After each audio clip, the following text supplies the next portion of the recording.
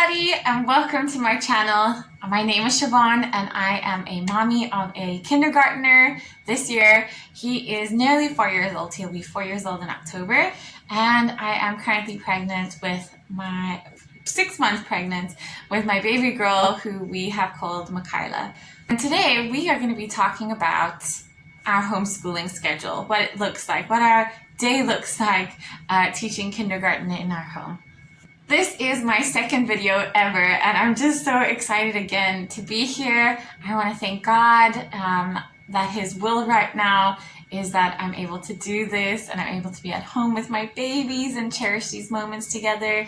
So I just want to say that I'm so grateful and I'm so excited to be here. And so without further ado, let's get into it. My homeschool days are very slow. I really like to go at the pace of my child, and I like to include a whole lot of unstructured play. So yeah, I'm just gonna dive right in.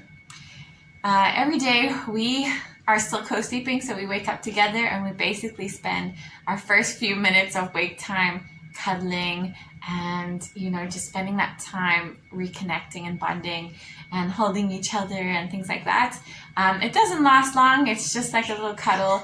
And then he will immediately be like, "Mom, can we play?" Like right away, I'm still like, He's like, "Mom, can we play?" And I'm like, "Yeah, sure. What are you going to play?" And literally we'll just spend the time on the bed actually playing. Like, he loves to pretend to be an animal, and I have to be the human that meets the animal, and so many different things. We like to do dinosaurs, wild animals. We really did it all. So he loves imaginative play, pretend play, and so we literally start the morning just like that. Then once I'm like, okay, that's my quota, let's start getting up. We'll get up together, we'll do our health routine, brushing teeth, washing face, we'll get dressed for the day, and then I go to the lounge and we will play again. This time it'll be I won't time it, but I'll tell him that, let's play for 5 minutes and then I'll start making breakfast, okay? And then we'll kind of do another play session in the lounge, sometimes with his toys. Again, it just depends on the morning. I'm following his lead. So if he wants to do more pretend play, that's what we do. If he decides that he wants to build a city, that's what we do. We have railway tracks that we'll make and put together, and construction blocks, and trees and little dinosaur figurines. And so whatever it is that he wants to do, we'll do. Then once I feel like, it's slowly dying down on its own, which is usually like 5 minutes, if I'm being real, it's about 5 minutes, 10 minutes. And then I'll say, okay, let's start making breakfast. So the whole way while I'm making breakfast, he's still kind of playing around me, kind of involving me, but I'm just like talking, play, not really having to go and do things with him because he knows that I'm cooking. Sometimes he'll sit on the shelf with me and watch me cook, and he'll like flip things and kind of get involved in that way. And then we enjoy breakfast together. I absolutely love the fact that homeschooling allows such a flexible routine, and just something that I feel like children are more comfortable in their skin. They're not like having to race out of the house to get to school on time or anything like that, which I've had to do. So I know exactly what that's like, and it's horrible. I hate it. I hate doing it. I know that I hate dragging my kids to do it and stuff like that. So it's really nice that while they're young, they can wake up and kind of take their time and adjust to the world. We usually like to have a nice big breakfast, and we like to have it together. Once that's done, he knows that I need to wash up. So I'll usually wash the dishes. I will wipe things down. If I need to do a load of laundry, that's what I'll do. And that, it really is quick. Like, I wouldn't say it's more than 15 minutes to do all of those things. So you're just chucking the clothes in the laundry. You're just doing the dishes that you just used for breakfast, because I never leave dishes for the next day. Don't ever do that. I can't. I'll be so stressed when I wake up. And I don't know why, because it's probably just a couple more dishes. But anyway. So, he knows that he will either do some independent play around me, or he'll just chat with me and play kind of around me and get me involved with talking, but not so much, being there and doing something with him. Once that's done, we do some unstructured play. I literally just sit with him in his play space, and we will go through toys again, just really following his lead. If he wants to do a story, we do stories. That's what we did this morning after breakfast. He came to the bedroom, he just wanted to do stories, and I was like, okay, and we ended up reading so many stories. And then once that 5-10 minutes, or however long it takes to kind of fizzle down on its own, is then when we start to do our actual learning time. I spoke about it on my first video as well. If you haven't checked that out, it's a homeschool haul for the kindergarten year. So I'll link that in the description. But it's really just, I plan, now that he's a little bit older, when he was younger, it would be like 5 minutes. And honestly, I don't really use time. I say 5 minutes and it's just like a estimate. Learning time is what I would say that I structurally create for 15 minutes. But really, I do something in regards to maths. I do something with handwriting, and then I do reading with him now. So I will have him read maybe one sentence. That's the must. But he can go on as much as he wants. So like right now I'm doing Hooked on Phonics, and it's an amazing program, but I did realize that he was getting overwhelmed just having a whole book and having to read the whole book. Even though he wanted to know what was happening in the story, he didn't want to sit and read word for word. It was becoming super overwhelming for him. There's only like 6 pages, but it's a lot of words linked together, and you can just imagine how many that is together for someone who's just not just started, but someone who's not used to doing full books. So it got overwhelming. And so what I say is that you need to do a page, just a page, which is really just one sentence. And if he wants to do more, he's absolutely free to do more. If not, then we just stop at one page, and that works out perfectly. And I do the same for math. You have to do at least one worksheet. But if you want to do more, we can find some more worksheets for you to do. And we do one handwriting, so we do one writing of a letter a day, we do one writing of a number a day. And if he wants to do more, he's absolutely free. Like the first time we did this new activity that I'm doing with him, he was like, okay, now let's do F. Okay, now let's do, what was it that he wanted? I think it was T. Let's do T for tortoise. And stuff like that. So he wanted to do more, which is awesome. And so we did more. So again, it's really like structurally what I've planned for really shouldn't take more than 15 minutes, even less. But it ends up being longer because we have conversations in between.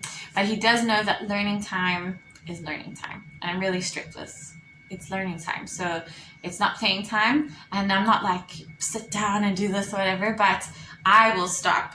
I'm not going to play. I'm going to be sitting here waiting with your learning stuff. And when you're ready, you can come and join me. And so I just sit there and wait for him to join me because nothing's really fun without mommy or having a friend to play with. So it helps that, he will just come and join me. And it's not forced, but it is kind of forced. So yeah, he'll sit down and he'll do those 3 things, or he'll do more. I also allow, like, if he has just finished doing his handwriting, sometimes he wants to do some free scribbling and whatever, and I'll allow that time. So again, it really depends on the day and what he wants to do, and I kind of am structured with what I'm making sure is getting done, but also free in between, that he is able to choose what he wants to do. And so that's kind of how we do our learning time. Once that is done, he is like, okay, once that's done, actually, we have stickers now, which I've never done before with him, but I mentioned in my other video as well. We did a summer camp for a little while because I was teaching there, and it was something like 4 hours a day, and he was able to be with me the entire time, so it was awesome. But they did stickers at the end of the day, and it wasn't like if you didn't do well, you didn't get a sticker. If you did well, then you get double stickers or no. We all got the same stickers and everyone got a sticker at the end of the day. So it just ended up being an extra activity that he was able to do at the end of the day after his learning. And he did like gymnastics and stuff like that. And an art class, a beautiful art class. So yeah, he really took to it, and he got to keep the book from the camp, and it's a long book, and it's just his book, and he loves it. So at the end of learning, I bought some new stickers, so he's able to choose a sticker, and then he adds it to his book, and then that closes our learning time. That's how we close our learning time. And then after that, we end up doing some more playing. And again, it won't be more than 10 minutes or so. But we do a play, and then after that we are out of the house. So it's not necessarily a planned thing, but we need to get out of the house at that point, because I mean, right now we're in summer, so it's hard to do things outdoors, but we can still swim, and we've paid for a membership at an indoor playground type of thing. So we will either go to the swimming pool and still get that fresh air, but the swimming pool has been cooled, so we're not dying of heat, and it's just nicely shaded and stuff. They prepared in Dubai because it gets so hot. You can't go outside in Dubai when it is summer unless they've prepared an area like really well. So the swimming pool is cooled down, and there's like shelter everywhere, so it's completely shaded, and that works out perfectly. So we'll either do that, we'll go for a swim. I'm teaching him how to swim at the moment. He's got like this life jacket that you can blow up, but you can blow up sections of it, and you can choose to add like as much air as you want, obviously. And so he's like on very little air, and I feel like he's just moments away from swimming, but he's still nervous to kind of jump to me. He will jump to me without having his life jacket, but to swim. So what I mean by swim is like he'll jump into my arms easily, but he won't want to like swim or kick his legs to get to me. He wants to like be able to grab me, and he doesn't really kick or attempt to swim up on his own unless he's got his jacket on. So we're working on that now, but he's doing really well, and we practice. We have 5 goes a day, and then the rest of the time it's just unstructured, again, playing and stuff. It also feels amazing for me to be in the water because I am 6 months pregnant, and so I feel all light, and it's just good to have new scenery, be outdoors, get some fresh air, stuff like that. In the winter, we spend all time outside. Dubai is full of parks, some with just greenery, some with playgrounds, some with sand pits, and there's just a whole variety here. Like just in my village, I feel like there's like 30 different parks. And so there's small ones, big ones, and they're just beautiful. So we're usually out in nature doing something like that, something outdoors. Or again, we're at the swimming pool because they heat it during the winter. Yeah, so at that point we're out of the house. It's usually around 11:30, 12 at our house. And then once we get back, it's 2 p.m. and I'll start lunch, and we will do lunch. Then is when we do our afternoon learning. So, we'll have lunch, and he'll have some cartoons time. That's when he has cartoons time. And then after cartoons time, we will do our afternoon learning session, which is just what I'm doing is an art curriculum. And so it really helps with his focus and his discipline and his fine motor and gross motor control and even his creativity and stuff. He's really using arts as a way to express himself now. I'm very artsy, and I always thought that he was not going to be an artsy person because I've been doing stuff with him since he was 2, and I would like cut up things that was interesting to him so he could add things and paint things and do all these wonderful things, but he always ended up just picking up the cutouts and playing with them. Like he had no interest in exploring like the media or, just creating things. So I didn't think he was going to be very artsy, and now that he is introduced to it more and at an age and stage where he he's just able to kind of express himself. Like, he makes dragons on his own, and they are so cute. They're the cutest dragons ever. And he, you know, will do stickmen now, and so anyway, our curriculum is just doing wonders for him. It's really helping with his patience and focus and creativity. So I already spoke about this briefly in my homeschool haul, but we do something different every day. It's not the same art session every single day. We'll do something different, and yeah, and he really likes that. Once that is done, then we are probably off again. We love to go to the beach. Now that it's summer, again, it's like too hot to go out during the day. So in the evening, it's just starting to cool down now. So in the evenings, we usually go to the beach after that. After our art learning sit down, structured activity. We'll go to the beach, and again, we're just kind of free. We build castles, we make swimming pools in the water, in the sand, we climb rocks, and all that lovely stuff. And that's basically the end of the day. Again, it's a very slow day. It is completely at his pace. A lot of it involves unstructured play, because I think that it's the best learning that you could really have, because it's really focused on where his interests lie, and it helps with their social skills, and it just fills their cup, you know, makes them feel loved, and that you want to be around them. And so I really love to spend that time with him, especially on structured play. But I also love structured play, because I can see now a lot more than before, he really, really enjoys learning. Like, as long as I'm going at his pace, he's really, really happy. So, and he's just growing so much. Like, I can't even believe. Yeah, so that is my homeschooling schedule.